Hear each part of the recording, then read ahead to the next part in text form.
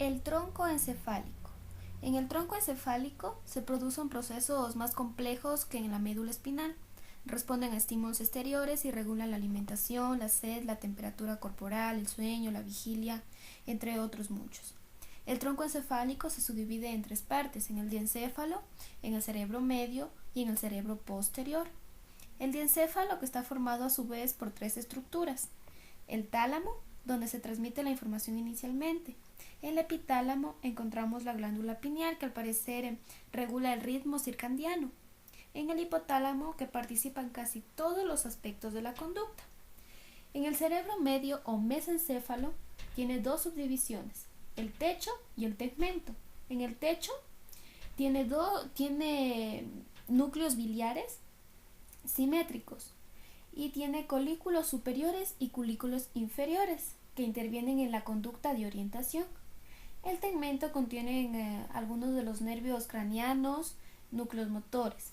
En el cerebro medio existen zona posterior, que es sensitiva, y la zona anterior, que es motora. Dentro del cerebro posterior, que está formado por una zona superior sensitiva y otra parte inferior motora, la parte más distintiva del cerebro posterior es el cerebelo. Esta interviene en la coordinación y el aprendizaje de movimientos hábiles. En el centro del tronco encefálico está compuesto por núcleos, algunos que pertenecen a los nervios craneanos, y varias haces de fibras que provienen del cerebro anterior y que se conectan con el tronco encefálico hasta la médula. Esta mezcla de núcleos y fibras se la denomina la formación reticular.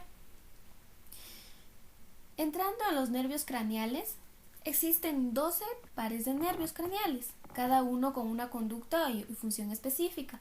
Los nervios transportan información sensitiva desde los sistemas sensitivos especializados que se encuentran en la cabeza, y otros tienen núcleos en el tronco encefálico que envían axones hacia los músculos de la cabeza. Dentro de la corteza cerebral, decimos que es una capa externa que está compuesta por 6 capas de células, a la que llamamos sustancia gris, y tiene gran cantidad de pliegues. Está dividida en hemisferios y lóbulos. 2 hemisferios, izquierdo y derecho, y separados por una fisura longitudinal, es decir, a lo largo. Y 4 lóbulos, frontal, temporal, parietal y occipital. Cada uno de estos lóbulos tiene sus limitaciones, es decir, en la parte frontal, en la zona posterior, tenemos los surcos centrales. En la zona inferior tenemos la fisura lateral. Y por la parte media tenemos una circunvolución de cíngulo. En el lóbulo parietal tenemos en la parte anterior un surco central. En la parte inferior una cisura lateral. En el lóbulo temporal tenemos en la parte posterior una cisura lateral. Y en el lóbulo occipital no tenemos limitaciones. La corteza presenta hendiduras, a las que llamamos fisuras, y si estos demarcan ventrículos, se le llama surcos. Y pretuberancias o protuberancias, que son las circunvoluciones. Las principales fisuras, surcos y circunvoluciones en los lóbulos frontales tenemos las principales. Son la superior, la media y la inferior. En el lóbulo parietal tenemos superior e inferior, y en el lóbulo temporal tenemos las circunvoluciones superior, medio y inferior.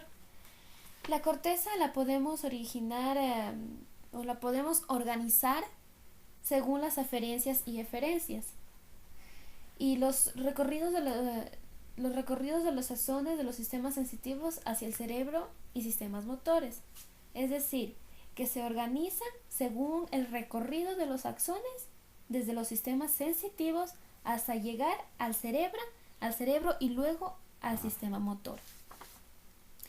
Según estas aferencias y eferencias se dividen en 3 áreas. Tenemos el área de proyección primaria, que recibe la información; el área secundaria, que la organiza; tenemos el área terciaria, que la modula. Cada lóbulo contiene áreas de proyección y función general. Tenemos el lóbulo frontal, que se ocupa de la motora; el lóbulo parietal, que se ocupa de la sensibilidad; tenemos el lóbulo temporal, que se ocupa de la función auditiva; el lóbulo occipital, que se ocupa de la función visual. ¿Cómo es la organización de la corteza? La corteza está dispuesta en 6 capas y se separan en 3 grupos, según la función que cumplen. Es decir, la capa de células eferentes que envían axones a otras áreas del cerebro. Las capas de células aferentes que reciben axones desde los sistemas sensoriales y desde otras áreas corticales. Y por último tenemos las capas de células de asociación. Pero, ¿cómo son las conexiones entre las áreas corticales? Las áreas corticales son áreas interconectadas por 3 tipos de proyecciones de axones. Tenemos las conexiones cortas entre un lóbulo y otra, las conexiones más largas entre un lóbulo y otro, las conexiones interesféricas entre un hemisferio y otro.